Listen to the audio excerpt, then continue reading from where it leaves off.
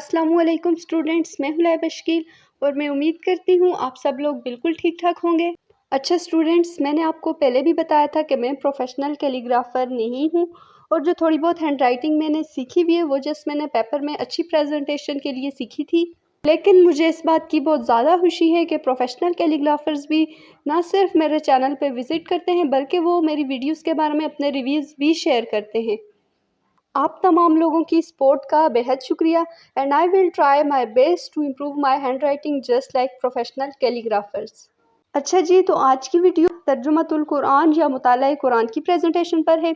ये subject new add हुआ है मैट्रिक और इंटर के कोर्स में। इसी वजह से बहुत सारे स्टूडेंट्स को इस सब्जेक्ट की पेपर प्रेजेंटेशन का बिल्कुल भी नहीं पता होता। मैं लाई हूँ आप लोगों के लिए एक सिंपल सा मेथड जिसके थ्रू आप मुताला कुरान या तर्जुमतुल कुरान के पेपर को अच्छे से अटेम्प्ट कर सकते हैं। अब चलते हैं प्रेजेंटेशन की जानिब। मार्कर्स में मास्टर कलम 605 और 604 यूज़ कर रही हूँ। 605 और 604 मार्कर्स कौन से होते हैं ये मैं अपनी हर वीडियो में बताती हूँ। 605 मार्कर का कट थोड़ा बड़ा होता है और ये मैन हेडिंग के लिए यूज़ होता है, जबकि 604 मार्कर का कट थोड़ा छोटा होता है और इससे सब हेडिंग्स दी जाती हैं। अच्छा, सबसे पहले यहाँ पे मैंने 605 ब्लू मार्कर के साथ तर्जुमतुल कुरान की हेडिंग दी है। आपने ये हेडिंग पेपर में नहीं देनी, इसको स्किप कर देना है। इसके बाद 605 ब्लैक मार्कर के साथ मैंने हिस्सा दोम की हेडिंग दी है। हिस्सा अव्वल पेपर में एमसीक्यूज का होता है। अच्छा, हेडिंग्स के नीचे लाइंस आप देख सकते होंगे। इस टाइप की लाइंस लगाना मैं ऑलरेडी एक वीडियो में सिखा चुकी हूँ। वीडियो का थंबनेल आप लोगों को स्क्रीन पे शो हो रहा होगा, फ़ौरन भाग के जाएं और ये वीडियो देख के आएँ, क्योंकि पेपर की आधी गुड लुक लाइंस की वजह से होती है। सो इस टाइप की लाइंस लगाना आप वहाँ उस वीडियो से सीख सकते हैं। इसके बाद मैंने 605 ब्लू मार्कर के साथ सवाल नंबर 2 की हेडिंग दी है। इसके बाद आपको जो भी पार्ट अटेम्प्ट करना है आप उसकी हेडिंग देंगे। जैसे कि यहाँ पे मैंने जुज़ 5 की हेडिंग दी है और इसके लिए मैंने 604 ब्लू मार्कर यूज़ किया है। अच्छा, पहले क्वेश्चन में जो प्रेजेंटेशन मैं आपके साथ शेयर कर रही हूँ, ये प्रेजेंटेशन आपने उन क्वेश्चंस में फॉलो करनी है जहाँ पे कोई हेडिंग ना बनती हो। जैसे कि क्वेश्चन था सूरह अहज़ाब में कितने रुकू और कितनी आयत हैं। अब ये 1.5 लाइन का क्वेश्चन था तो इसके ऊपर क्या हेडिंग बनेगी। और दूसरा, इसमें आप अगर एक्स्ट्रा कहानियाँ भी लिखेंगे ना तो आपको कोई मार्क्स नहीं मिलने। सो बेहतर यही है कि आप इस क्वेश्चन के ऊपर कोई हेडिंग भी ना बनाएं और अथेंटिक जो पूछा हुआ है जस्ट वो ही आंसर करें। इस तरीके से आपकी अच्छी प्रेजेंटेशन भी हो जाएगी, मार्क्स भी सॉलिड मिल जाएंगे और टाइम भी वेस्ट होने से बच जाएगा। इसके बाद मैंने एक लाइन छोड़ के जुज़ 2 की हेडिंग दी। ऐसे ही आप लोगों ने भी करना है और इसके साइड पे लाइंस लगा देनी है। अगर तो आप ये साइड्स पे लाइन लगाएंगे ना तो ये एक किस्म की एंडिंग लाइंस भी हो जाएंगी। फिर आपको दोबारा ऊपर क्वेश्चन खत्म होने के बाद लाइंस लगाने की बिल्कुल भी ज़रूरत नहीं पड़ेगी। सो इस टाइप के क्वेश्चन में आपने कोई भी हेडिंग नहीं बनानी। अच्छा, नेक्स्ट क्वेश्चन था सूरह बकरा का खुलासा लिखें। सो यहाँ पे मैंने 605 ब्लू मार्कर के साथ सूरह बकरा का खुलासा की हेडिंग दी है। अच्छा, सूरह बकरा एक बहुत तवील सूरत है और इसका खुलासा भी इतना ही बड़ा था, लेकिन इसको मैं मार्क्स के अकॉर्डिंग लिखूंगी। अच्छा, हेडिंग के बाद आप देख सकते होंगे मैंने लिखा है सूरह बकरा का खुलासा दर्ज झेल है और इसके बाद मैंने 605 ब्लैक मार्कर के साथ एक डॉट लगाया है और इसके बाद सूरह बकरा में जितने भी टॉपिक्स आए हैं उन सबको पॉइंट्स बना के मैंने लिखा है और 4 पॉइंट्स मैंने ऐड किए हैं। अगर तो क्वेश्चन के 4 नंबर हैं तो आप 4 पॉइंट्स लिखें और अगर तो 3 नंबर हैं तो आप 3 ही पॉइंट्स लिखें। क्वेश्चन को बहुत ज़्यादा आपने लंबा नहीं करना। अच्छा, अब अगर इधर आप किसी पॉइंट को हाईलाइट करना चाह रहे हैं तो आप वो हाईलाइट भी कर सकते हैं।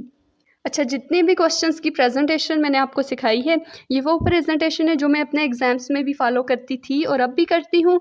और ये सारी बातें मैं पहले से सोच के जाती थी कि मुझे कौन सी बात किस मार्कर से लिख, कहाँ पे पॉइंटर या मार्कर यूज़ करना है और कहाँ पे पॉइंटर या मार्कर यूज़ नहीं करने। सो आप भी इन पॉइंट्स को साथ साथ तैयार करें और फिर पेपर में इनके अकॉर्डिंग लिखें।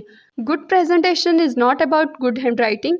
अगर आपकी राइटिंग अच्छी नहीं है तो आप ये हरगिज़ मत सोचें कि आपकी प्रेजेंटेशन भी अच्छी नहीं होगी। बस आपको लिखने की टेक्निक्स पता होनी चाहिए जो कि मैं अपनी हर वीडियो में आपके साथ शेयर कर रही हूँ। आप लोग इन टेक्निक्स को फॉलो करें और फिर मैजिक देखें कि आपकी प्रेजेंटेशन में कितना ज़्यादा फ़र्क आएगा। अच्छा, अब मुताला कुरान या तर्जुमतुल कुरान का पेपर हो तो आयात का तर्जुमा लाजमी आता है। इसके लिए वैसे ही आप जो भी पार्ट अटेम्प्ट कर रहे हो उसकी हेडिंग देनी है, जैसे कि मैंने यहाँ पे जुज़ 4 की हेडिंग दी। इसके बाद अगर तो आयत छोटी है तो उसको आपने 605 मार्कर के साथ लिखना है और अगर तो आयत 1 से 1.5 लाइन की है तो आपने इसको 604 मार्कर के साथ लिखना है और अगर तो बहुत ज़्यादा लंबी आयत है तो उसको आप पॉइंटर से लिखेंगे। अच्छा, एक बात याद रखिएगा स्टूडेंट्स, पेपर में आपने आयात के ऊपर एराब नहीं लगानी, क्योंकि अगर आपने एराब गलत लगाई तो गुनाह भी होगा और हो सकता है चेकर आपके मार्क्स भी काट ले। सो आपने आयत तो लाजमी लिखनी है, इससे प्रेजेंटेशन अच्छी होती है, लेकिन आयत के ऊपर एराब नहीं लगानी। अच्छा, जैसे आप यहाँ पे देख सकते हैं एक लाइन की आयत थी, तो इसको मैंने 604 ब्लू मार्कर के साथ लिखा है। यहाँ पे मैंने 604 ब्लैक मार्कर के साथ तर्जुमा की हेडिंग दी है और इसके बाद राब्ता या कोलोन की अलामत लगाई है। इसके बाद आपने लाइन के मिड में करके ब्लैक पॉइंटर के साथ तर्जुमा लिखना है। तर्जुमा लिखने के लिए आपने ब्लैक पॉइंटर यूज़ करना है, ब्लैक पेन यूज़ नहीं करना, क्योंकि ब्लैक पेन जो है वो इतना ज़्यादा हाईलाइट नहीं करता जितना कि ब्लैक पॉइंटर करता है। तर्जुमा को आपने लाइन के मिड में करके इन्वर्टेड कॉमास में लिखना है। कोशिश आप ये करें कि तर्जुमा आपका बिल्कुल ऑथेंटिक हो, इसमें कोई भी मिस्टेक आप ना करें, क्योंकि तर्जुमे के सॉलिड मार्क्स होते हैं, बिना कोई मिस्टेक किए आप फुल मार्क्स सिक्योर कर सकते हैं। अच्छा, इसके अलावा बाकी जितने भी क्वेश्चंस होंगे लॉन्ग या शॉर्ट, इनकी प्रेजेंटेशन भी मैं जल्द शेयर करूंगी, लेकिन उनको लिखने का तरीका भी सेम ऐसा ही है। इन क्वेश्चंस में भी आप मेन हेडिंग 605 मार्कर से देंगे, सब हेडिंग 604 मार्कर से। आयत का तर्जुमा या कोई कोटेशन है, कोई शेर है, तो उसको आप पॉइंटर्स के साथ लिखेंगे। अगर किसी पॉइंट को हाईलाइट करना है तो उसको भी आप 604 मार्कर से हाईलाइट करेंगे और बाकी सारी प्रेजेंटेशन भी सेम ऐसे ही रहेगी। तो ये थी मुताला कुरान की प्रेजेंटेशन। आई होप सो आपको ये वीडियो पसंद आई होगी। इसी तरीके से मुझे सपोर्ट करते रहें, चैनल को सब्सक्राइब कर दें, वीडियोस को लाइक करें। मिलेंगे आपसे एक नई वीडियो में, तब तक के लिए अल्लाह हाफिज़।